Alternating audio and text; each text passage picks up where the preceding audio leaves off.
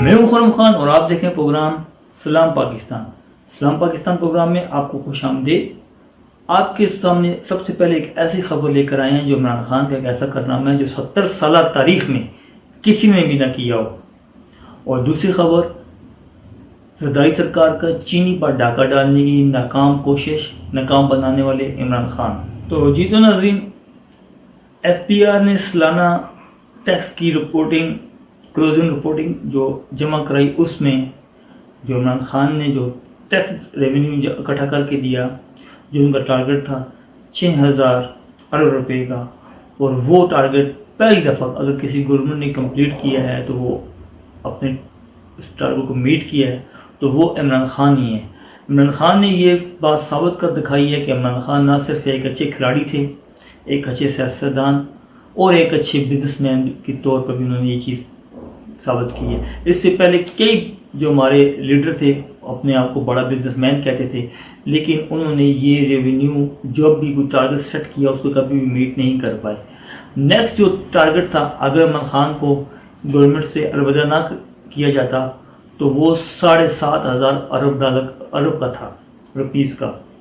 تو میرے خیال سے یہ ایک ایسا اچیومنٹ ہے جس کو جو 6000 ارب جو ٹیکس اکٹھا ہوا ہے، اس کا سارا کریڈٹ عمران خان کو جاتا ہے، اور ڈیفینیٹلی یہ 70 سالہ تاریخ میں اس سے پہلے کبھی کسی نے نہیں کیا۔ تو عمران خان ایک ایسے لیڈر کے طور پر سامنے آئے کہ جن کے اوپر پوری پاکستان کی جتنے بھی پاکستانی ہیں، چاہے وہ پاکستان کے اندر ہیں یا پاکستان سے باہر ہیں، سب نے ان کے اوپر ٹرسٹ کیا۔ یہ جو ٹیکس اکٹھا ہوا ہے یہ ایسے نہیں اکٹھا، اس میں یہ بھی بات کہہ سکتے ہیں کہ امپورٹ بہت زیادہ ہوئی ہے، چاہے جو بھی ہوا ہے، امپورٹ ہوئی ہے یا ایکسپورٹ ہوئی ہے یا کچھ اور ریونیو اکٹھے کیے گئے ہیں، لیکن یہ صرف اور صرف کریڈٹ اس کا عمران خان کو جاتا ہے۔ اور عمران خان کی جو پرسنل، جو ان کی اپنی پرسنالٹی ہے، ایک اپنی شخصیت ہے جس کو دنیا بہت پسند کرتی ہے، بہت لائک کرتی ہے، اس سارے کا سارا اسی کا نتیجہ ہے کہ لوگوں نے اتنا ٹرسٹ کیا اور اتنا ٹیکس دیا کہ جو ہمارا ٹارگٹ تھا، جو عمران خان صاحب جو اپنا ٹارگٹ سیٹ کر کے گئے تھے 6000 ارب کا، وہ انہوں نے میٹ کیا، اور یہ پاکستان کی 70 سالہ تاریخ میں فرسٹ ٹائم ہوا ہے۔ اور دوسری بات یہ ہے کہ اگلا جو ٹارگٹ تھا، اگر عمران خان کو نہیں اتارا جاتا، ان کے خلاف سازش نہیں کی جاتی، جو اگلا جو ٹارگٹ تھا وہ 7500 ارب کا وہ ٹارگٹ تھا، تو وہ بھی عمران خان لازمی میٹ کرتے۔ جو دوسری خبر ہے جس میں آپ کو میں نے چینی کے بارے میں بتایا کہ چینی پر ڈاکہ مارنے کی کوشش کی جا رہی ہے، ٹھیک ہے۔ اچھا جی، یہ آپ ایک نیوز دیکھیں، یہ آپ کو میں نظر آ رہا ہوگا کہ یہ ڈان جو اخبار ہے، ڈان نیوز پیپر کی جانب سے ایک اشتہار دیا گیا ہے، جس میں آپ سب سے پہلے دیکھ سکتے ہیں شہباز شریف کی تصویر ہے، اس کے بعد اس میں سید مرتضیٰ محمود ہیں، مفتاح اسماعیل ہیں، طارق بشیر چیمہ ہیں، نوید قمر صاحب ہیں۔ یہ 4 تصویریں آپ کو نیچے نظر آ رہی ہیں، ٹھیک ہے۔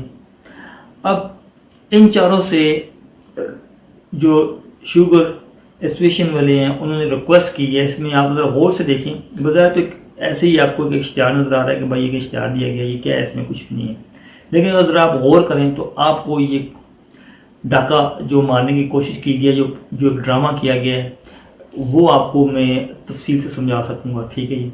اب دیکھیں اس میں 4 نام جو آپ نے دیکھے ہیں، ٹھیک ہے۔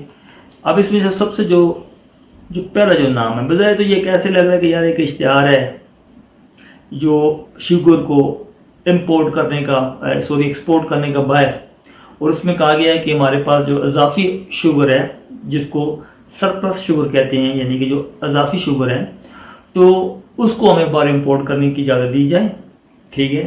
یہ شوگر ایسوسیشن کی طرف سے یہ ایک ریکویسٹ کی گئی ہے۔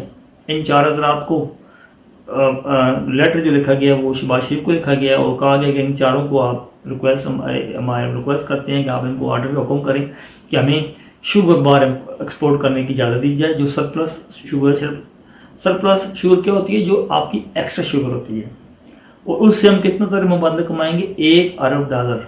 $1 ارب یہ وہ رقم ہے جس کے مانگنے کے لیے آج پاکستان کی گورنمنٹ، پاکستان IMF کے آگے گھٹنے ٹیک کر بیٹھا ہوا ہے۔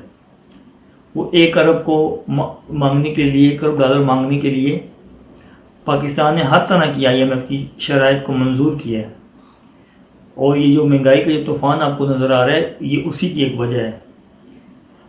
یہ آپ کہہ رہے ہیں کہ جو ہے نا 1000 ارب کا میں آپ کو ڈالر کا 1000 ارب ڈالر کا آپ کو ریونیو کما کے دیں گے. اٹس مین کہ جو کیس آپ مانگ رہے ہیں آئی ایم ایف سے یہ اس کے برابر ریونیو ہے. اور وہ تو پھر قرضہ ہے, یہ تو اپنا ہوگا, یہ تو اپنا زر مبادلہ ہوگا. ٹھیک ہے, اب یہ اتنا بڑا ڈرامہ کر رہے ہیں. اب تھوڑی سی میں آپ کو ایک اور چیز سمجھانا چاہتا ہوں کہ اب یہ خود آپ سوچیں کہ یہ اگر چینی والے اتنے پیسے کما رہے ہیں اور جو ان کے اوپر ایکسٹرا شوگر ہے وہ اگر وہ باہر بھیج رہے ہیں اور اس کے اوپر 1000 ارب جس کے لیے Pakistan government I M F کی منتیں کر رہا ہے کہ یار ہمیں وہ قسط دے دی جائے کہ 1000 ارب کی, اور وہ یہ کما سکتے ہیں. اب کہنے کا مطلب یہ ہے کہ یہ جو ڈرامہ سارا رچا رہے ہیں, اب اس کی میں آپ کو اندرونی کہانی سمجھانے کے لیے جا رہا ہوں. میں آپ یہ جو زرداری سرکار کی جو میں نے بات کی کہ ڈھاکہ وہ کہاں پر ہے یہ میں آپ کو بتاتا ہوں. اب ذرا ایک نام پہ غور کریں. یہ سب سے پہلے جو نام آیا ہے اس میں سید جو نام ہے سید مرتضیٰ محمود, یہ کون ہے؟ سب سے پہلے آپ اس کو ذرا غور کریں جی. یہ ڈرامہ کہاں سے شروع ہوتا ہے یہ میں آپ کو چیز بتاتا ہوں. سید مرتضیٰ یہ ایکچولی جو ہے یہ سید مرتضیٰ یہ ایم این اے ہیں پیپل پارٹی کے. ٹھیک ہے, یہ پیپل پارٹی کے ایم این اے ہیں. اور یہ بیٹے کس کے ہیں؟ ظاہر سی بات ہے آپ کہہ رہے ہوں کہ بھائی سارا کوئی بیٹا ہوتا ہے کسی کا. اوبیسلی کہ دنیا میں صرف حضرت عیسیٰ علیہ السلام ہی آئے تھے جو اللہ کے حکم سے بغیر باپ کے اس دنیا میں تشریف لائے تھے. تو یہ سب کے کوئی نہ کوئی باپ ہوتا ہے, اس میں کون سی بڑی بات ہے. تو ان کے باپ کا میں نام آپ کو بتاتا ہوں. ان کے باپ کا نام ہے سید احمد محمود. اب سید احمد محمود کون ہے؟ اب یہ ڈرامہ سارا یہاں سے شروع ہوتا ہے. ایک گروپ ہے جو پاکستان میں جس کی مل ہے, جس میں سب سے پہلے اس گروپ کی اپنی بھی اس نام سے بھی مل ہے, جی ڈی ڈبلیو کے نام سے. جی ڈی ڈبلیو کے نام سے مل ہے اور پھر یہ ایک پوری گروپ ہے. اس میں بہت سارے اور بھی لوگوں کی ملے ہیں جس میں اب جی ڈی ڈبلیو کا ڈائریکٹر کون ہے جی؟ اس کا ڈائریکٹر ہے جہانگیر ترین صاحب. ٹھیک ہے جی. اور اس کے چیئرمین کون ہے؟ اس کے چیئرمین ہے سید احمد محمود صاحب جو کہ سید مرتضیٰ محمود صاحب کے بیٹے ہیں, والد صاحب ہیں. اب بیسیکلی سید مرتضیٰ محمود صاحب کے والد صاحب اپنے بیٹے سے ریکویسٹ کر رہے ہیں ہمیں اجازت دی جائے یہ جو چینی ہے ہمیں باہر بھیج کے اتنا زر مبادلہ ہم کما سکیں گے. اب یہ آپ کو ڈاکہ سمجھ آ رہا ہے؟ یہ جو گیم ہے یہ ساری, اب یہ گیم میں کریں گے کیا؟ یہ وہی کام کریں گے جو انہوں نے عمران خان کی گورنمنٹ میں کیا تھا, جس کی وجہ سے عمران خان نے جہانگیر ترین سے اپنے تعلقات ختم کر دیے تھے. یہ ساری وہ گیم دوبارہ رچانے لگے ہیں, یعنی کہ چینی کو کاغذوں میں باہر بھیجیں گے. ٹھیک ہے, اور چینی کے اوپر سیفٹی لیں گے گورنمنٹ سے اربوں کے حساب سے. پھر باہر بھیجنے کا 3-4 ارب کا ان سے وہ لیں گے کہ بھائی اتنی چینی باہر جا رہی ہے تو اتنا اس پہ اخراجات آ رہے ہیں, وہ بھی گورنمنٹ کو دے گی. یعنی کہ 6-7 ارب کا گورنمنٹ کو یہ چونا لگانے والے ہیں.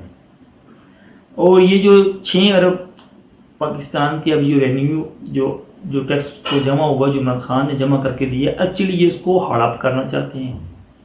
یہ اس ٹیکسوں کے جو پیسے, عوام کے ٹیکس کے جو پیسے ہیں, یہ اس کو کھانا چاہتے ہیں. اصل میں یہ گیم ہے. آپ سمجھ آئیے آپ کو ڈاکہ, یہ زرداری سرکار کا میں کیوں کہہ رہا ہوں کہ ڈاکہ یہ سارے زرداری سرکار کے ہی بندے ہیں. یہ سارے یہ ان کا طریقہ کار ہے. اب یہ کاغذوں میں چینی باہر جائے گی, چینی ایکچوئل باہر نہیں جائے گی. اس کے اوپر یہ پیسے لے لیں گے, اس کا کرایہ لے کے بھی اپنے پاس رکھ لیں گے. ٹھیک ہے, جو اتنا اخراجات آئیں گے.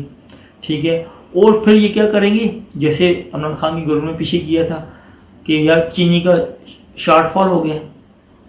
اگر آپ وہ چینی جو ایکسٹرا چینی ہے جو پاکستان کے تمام تخمینہ لگاتے ہیں کہ اتنا پاکستان کے اخراجات ہیں, چینی اتنی استعمال ہوگی, اتنی کھپت ہے, اس کھپت کے بعد جو بچ جاتی ہے اس کو سرپلس کہتے ہیں.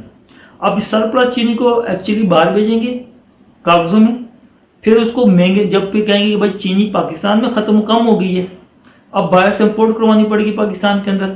اب یہ مہنگے داموں چینی کو امپورٹ کروانے کے بھی سائن کروا کے ڈاکومنٹس کے اوپر وہی چینی جو پاکستان کی چینی تھی، جو پاکستان کو کم داموں مل سکتی تھی، وہی چینی کو دوبارہ پاکستان میں یہ لانچ کر کے کہیں گے کہ یہ باہر سے دوبارہ امپورٹ ہوئی ہے، یہ باہر سے چینی امپورٹ ہوئی ہے، وہ مہنگی دامیں پاکستان میں فروخت کی جائے گی۔